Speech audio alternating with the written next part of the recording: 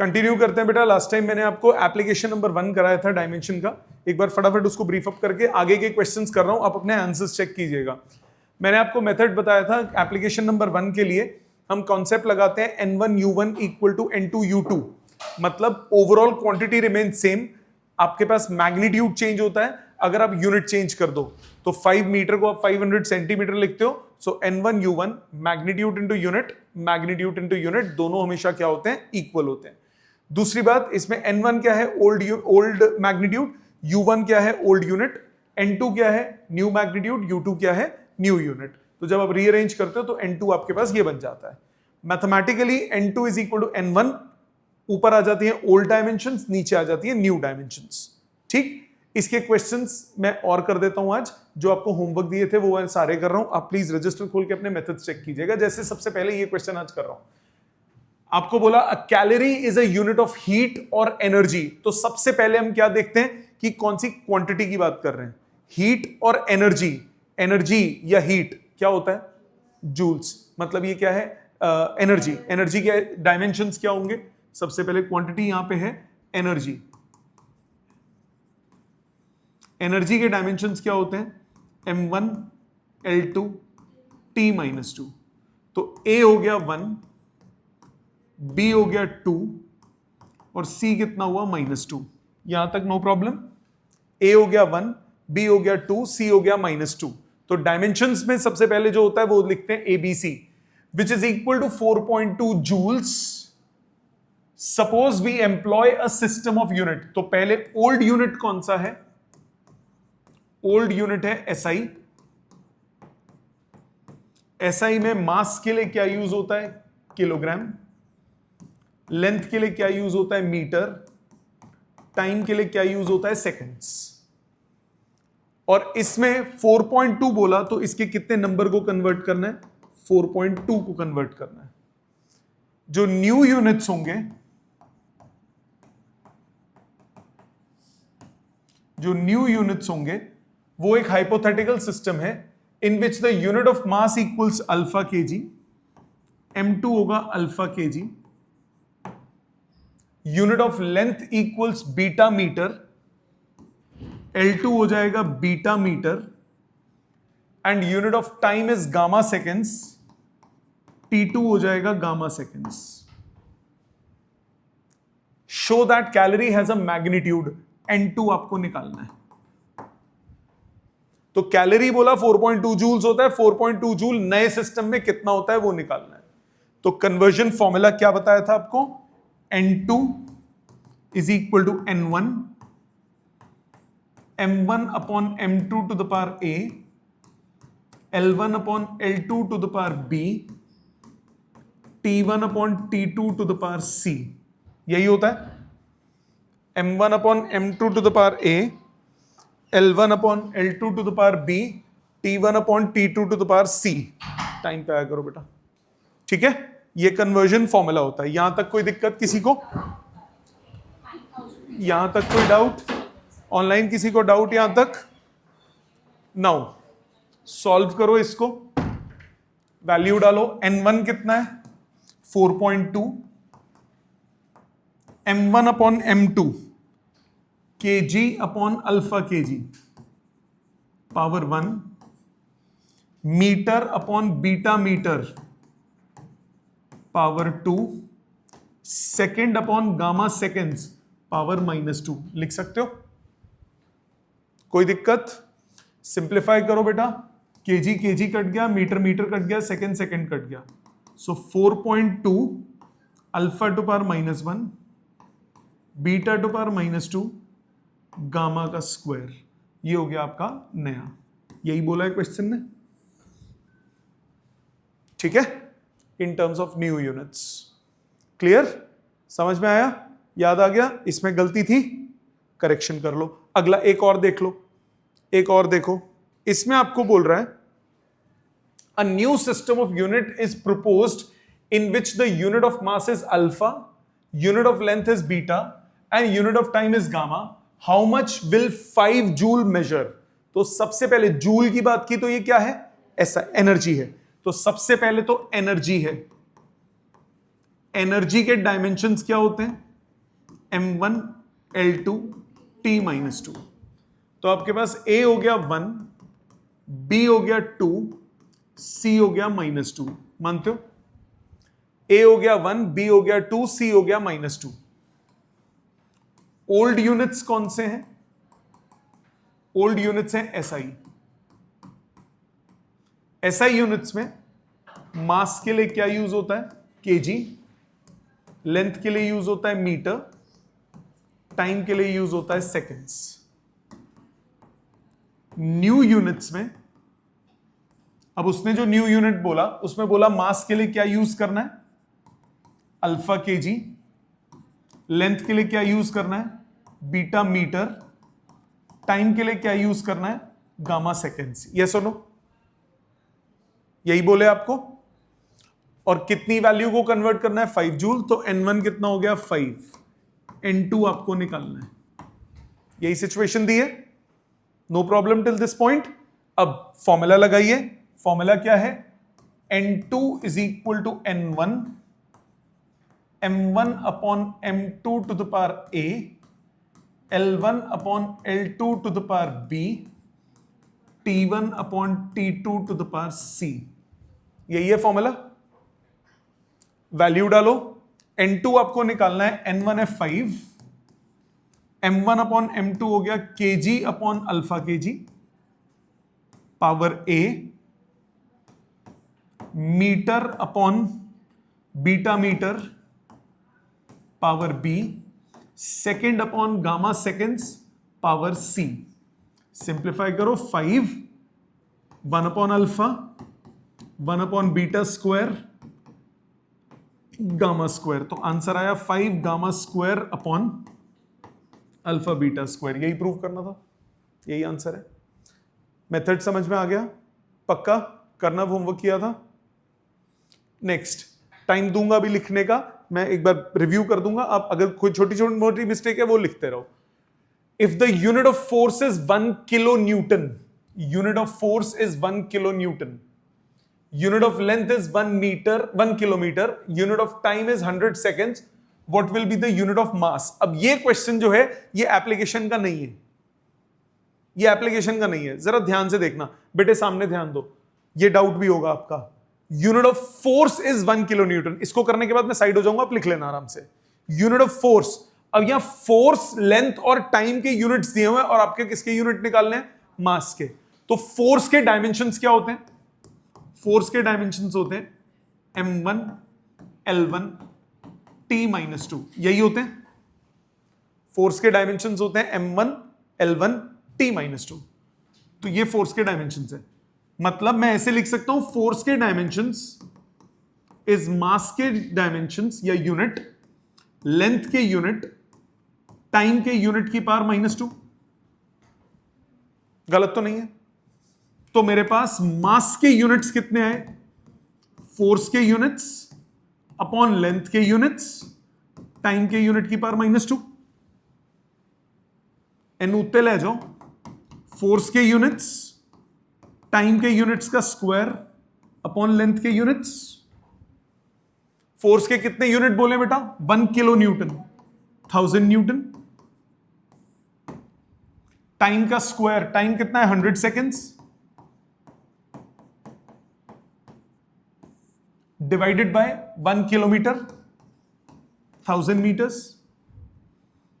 1000 से 1000 कट गया, क्या बचा? 10⁴ kg, क्योंकि ये सब SI यूनिट्स है ना, तो इसका भी SI यूनिट आएगा। तो यूनिट ऑफ मास कितना हो गया? 10⁴ kg। समझ में आ गया? प्लीज इसको लिख लो, और पिछले में कोई लिखना है तो लिख लो, फिर हम आगे चलते हैं। जयेश क्लियर है बेटा? आर्यन आपको क्लियर है बेटा? अयान? Yes sir. ठीक है, प्लीज लिख लो। कोई दिक्कत आए तो प्लीज बोलो। Next question number 10, given the value of capital G in CGS। ये हो गया या डाउट है? कोई बात नहीं, मैं देखो सामने। डाइन क्या होता है? CGS unit of force.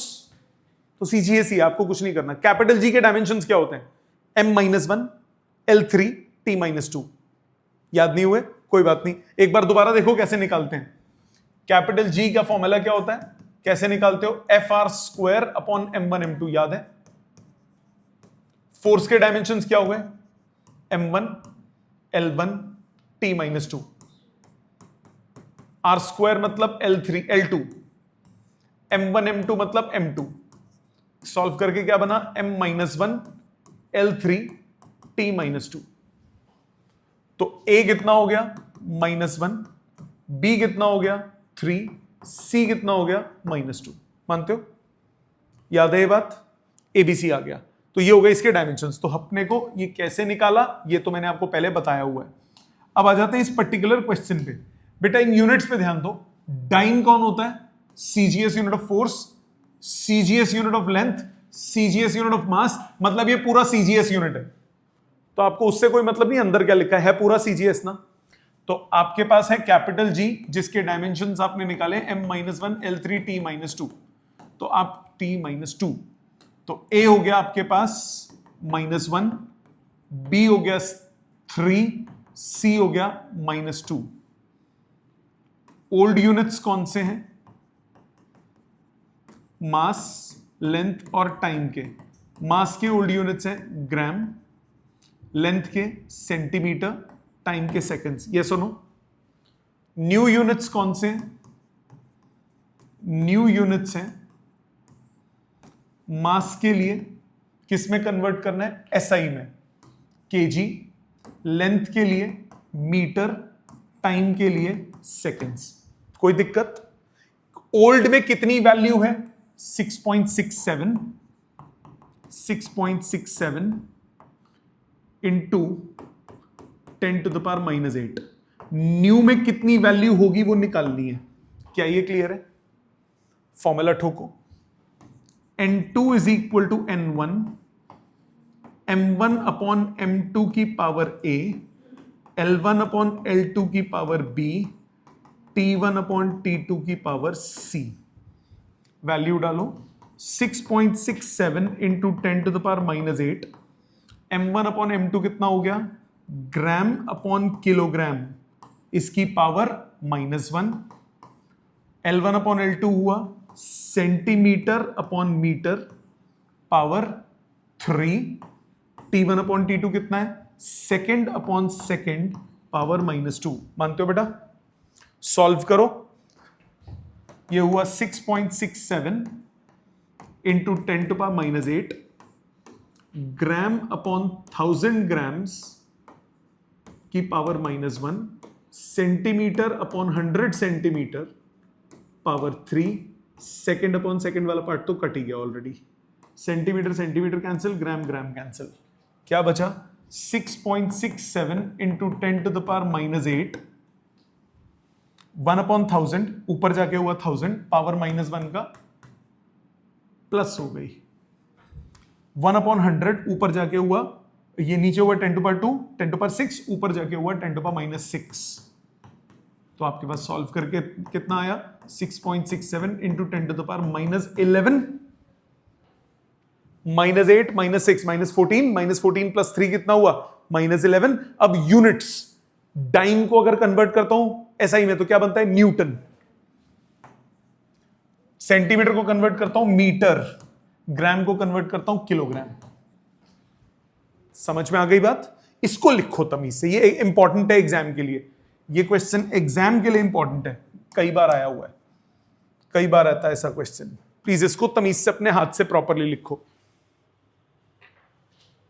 चलो नेक्स्ट देखते हैं। टेम्परेचर का सीजीएस टेम्परेचर ही होता है, उसका कुछ नहीं करना, केल्विन ही रहेगा वो, उसको चेंज नहीं करना। अब जैसे ये क्वेश्चन है, ये उल्टा हो गया। अब इसमें एसआई दिया है और आपको क्या निकालना है, सीजीएस। तो अब ध्यान दो, इसमें भी वही करोगे। सबसे पहले आपके पास क्या हो जाएगा, ये है कैपिटल जी के डायमेंशन m-1 l3 t -2। तो आपके पास a हो गया -1, b हो गया 3, c हो गया -2। तो अब इसमें ओल्ड यूनिट्स अब कौन से, एसआई। इसमें न्यू यूनिट्स कौन से, सीजीएस। मास लेंथ टाइम के लिए क्या यूज करोगे, मास के लिए ओल्ड में केजी, मीटर, सेकंड। इसके लिए m2 l2 t2 कितना हुआ मास के लिए ग्राम्स, लेंथ के लिए सेंटीमीटर, टाइम के लिए सेकेंड्स। कितने नंबर को कन्वर्ट करना है? 6.67 into 10 to the power minus 11। कितने नंबर आने हैं वो निकालना है। मानते हो? फॉर्मूला ठोको। n2 is equal to n1 m1 upon m2 to the power a, l1 upon l2 to the power b, t1 upon t2 to the power c। Value डालो। n1 कितना है? 6.67 into 10 to the power minus 11।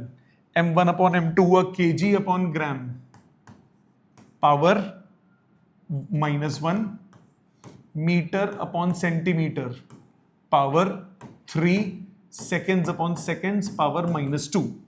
No problem, इसमें ये तो आता है ना, अच्छे से समझ में आ गया। अब इसमें क्या होगा? 6.67 into 10 to the power minus 11, ये हो गया 1000 ग्राम्स, तो 1000 की पावर -1, ये हो गया 100 सेंटीमीटर, 100 की पावर 3, राइट? कितना हुआ? 6.67 into 10 to the power minus 11 into 10 to the power minus 3 into 10 to the power 6। Solve करो। 6.67 into 10 to the power minus 8।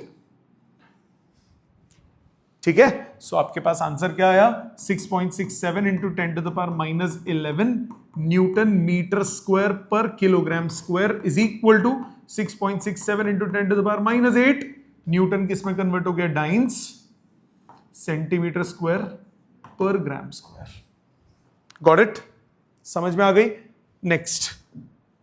Next question, the value of Stefan's constant is इतना, find the value of it in CGS. ये लिखना होगा आपको, ये doubt होगा, सामने देखो। पहले मैं कर रहा हूं, मैं आपको suppose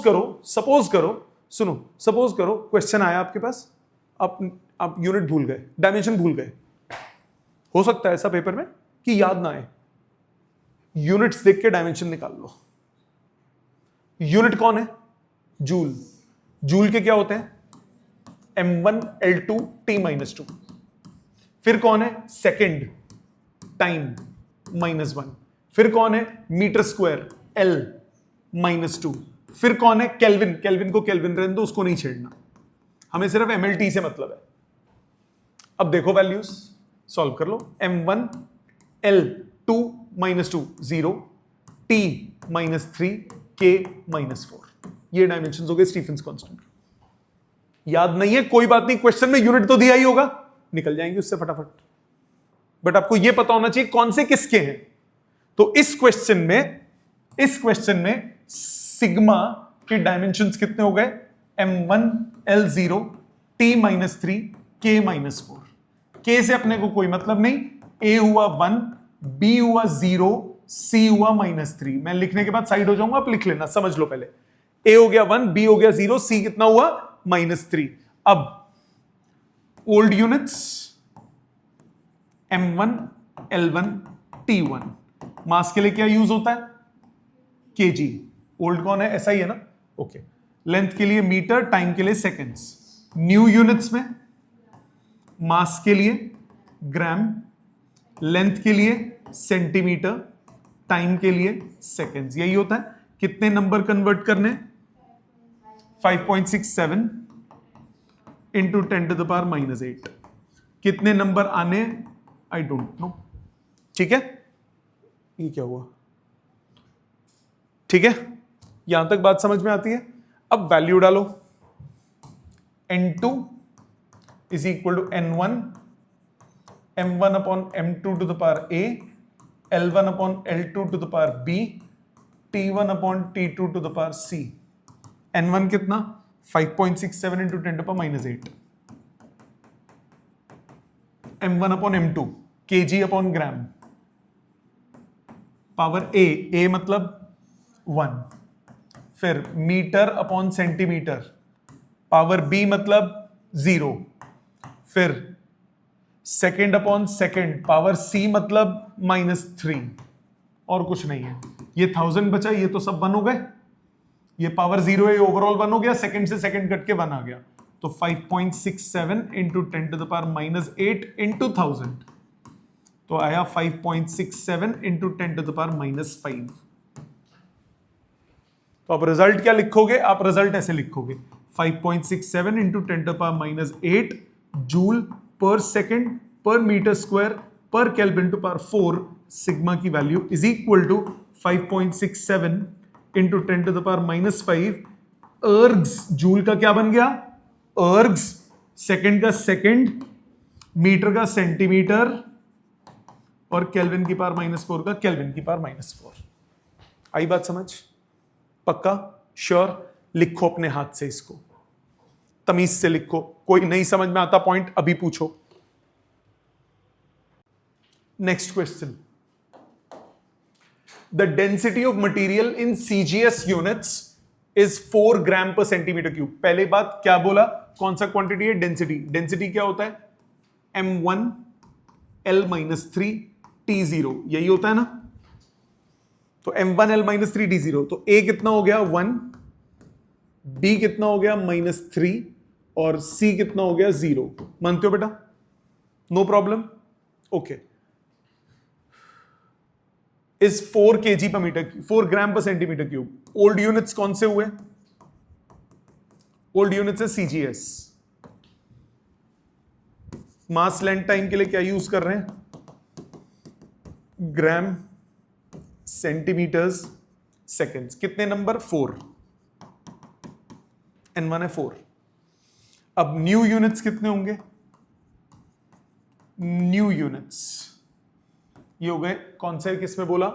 in which the unit of length hypothetical है, मतलब ऐसा ही नहीं है।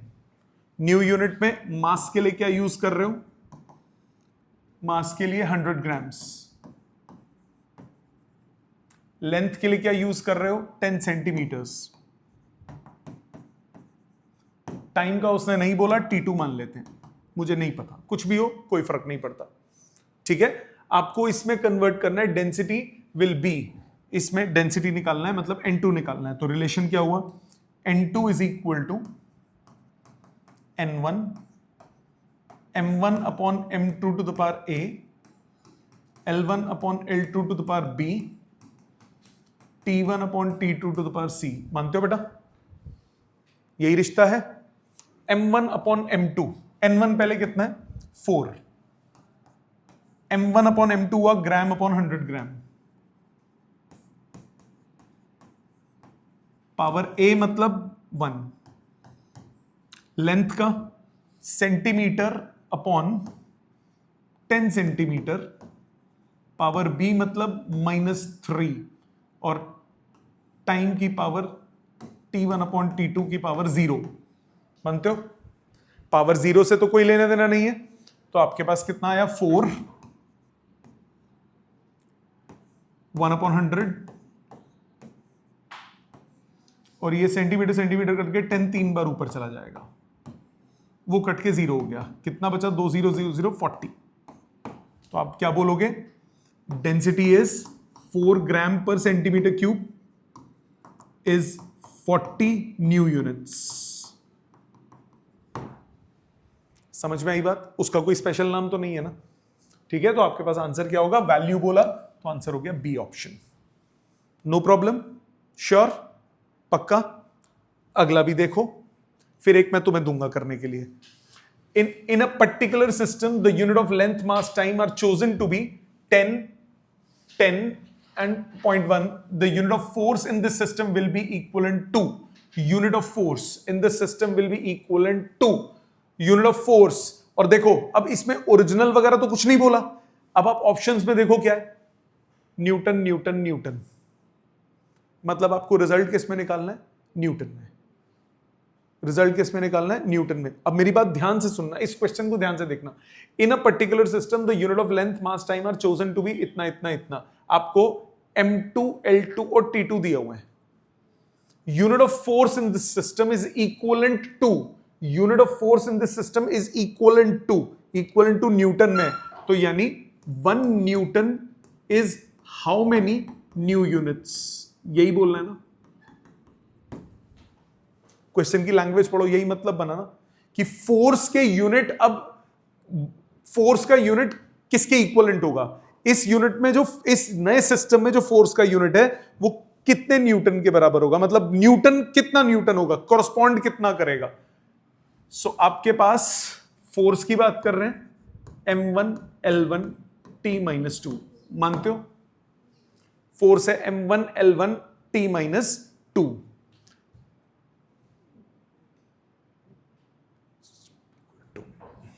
So original m1 l1 t1 कितना हुआ? kg metres second. ध्यान से सुनना, 2 मिनट रुक जा बेटे, 2 मिनट रुक जा, पहले मेथड समझो क्योंकि ये क्वेश्चन में थोड़ा सा ट्रिक है। केजी मीटर और सेकेंड, ये हो गए ओल्ड हो गए केजी मीटर पर सेकेंड। न्यू कितने हुए? m2 l2 t2। मास लेंथ टाइम में मास के लिए कितना बोला है? 10 सेंट, मास के लिए बोला है 10 ग्राम्स, लेंथ के लिए 10 सेंटीमीटर्स, टाइम के लिए 0.1 सेकेंड्स।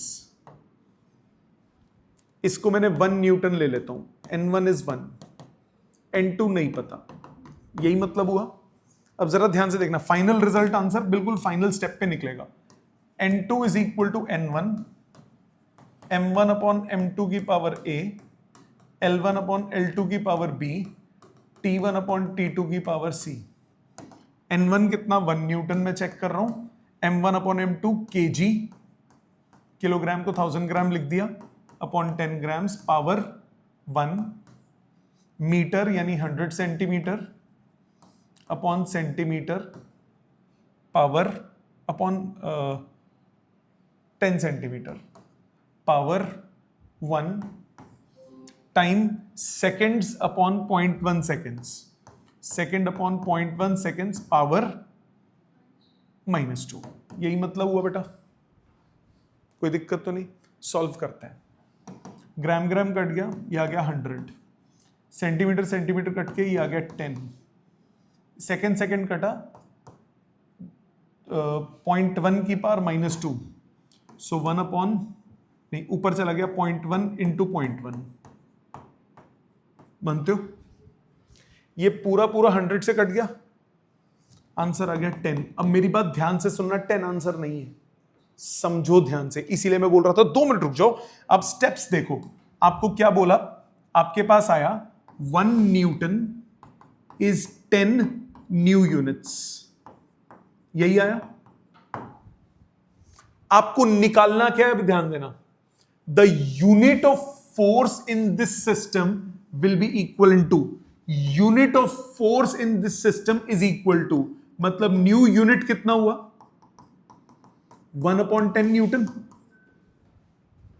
तो unit of force in this system is 0.1 newton, answer हुआ 0.1 न्यूटन। जल्दी जल्दी में बच्चे क्या करेंगे? 10 निकाला, 10 न्यूटन खटाक ना, पढ़ो question. Unit of force in this is equal to, तो आपको सिर्फ यूनिट निकालना है, वैल्यू नहीं निकालनी, सिर्फ यूनिट निकालना है। ये तो ओवरऑल क्वांटिटी होती है ना, तो क्वांटिटी नहीं निकालनी, आपको सिर्फ यूनिट देखना है कि ये यूनिट एसआई में न्यूटन के कितने, किसके बराबर होगा। इसीलिए देखो चारों ऑप्शंस में न्यूटन दिया हुआ है साइड में, तो आपको this unit is how many Newton, ये निकालना है। बात समझ में आई? Approach clear? तमीज से लिखो इसको जी। ऐसा यूनिट मैंने ओल्ड ले लिया ना, ऐसा ही ओल्ड ले लिए, न्यू मुझे पता है, न्यू मुझे हाइपोथेटिकल दिए हुए हैं, तो मैंने बेसिकली न्यूटन और उस नए यूनिट के बीच का रिश्ता निकाल लिया। तो मेरे को सिर्फ नया यूनिट चाहिए, तो कितना न्यूटन होगा वो मेरा आंसर आ गया। ठीक है, प्लीज करो इसको। समझ में आ गया सबको ये? ये थे इसके वैरायटी ऑफ क्वेश्चंस। एक बार फटाफट रिव्यू दोबारा करते हैं इसको। मैंने आपको बोला जब भी आपको कन्वर्जन करनी है एक सिस्टम से दूसरे सिस्टम में, तो लॉजिकली आप क्या करते हो? वैल्यू इंटू यूनिट पहले is equal to new value into new unit, old value into old unit is equal to new value into new unit. तो आप क्योंकि न्यू वैल्यू निकालना चाहते हो, तो old value into old unit divided by new unit. ठीक है, unit में भले ही आप डायमेंशन चेंज होती है, डायमेंशन सेम रहती है, बट यूनिट चेंज हो सकते हैं। तो यहां पे हमने फॉर्म तो डायमेंशंस की फॉर्म में लिखा है, पर ये m1 l1 t1 डायमेंशंस नहीं है, ये यूनिट्स हैं। तो ओल्ड यूनिट्स ऊपर, न्यू यूनिट्स नीचे। ठीक है, एक क्वेश्चन आपको घर पे क्या करना है, ये जितने मैंने आपको आज क्वेश्चंस कराए हैं और लास्ट क्लास में जितने किए थे, अगर कोई मिसिंग है इसमें, आपका हुआ नहीं था, डाउट था, दोबारा करो उसको, बिना देखे रिपीट करने इनको, ठीक है।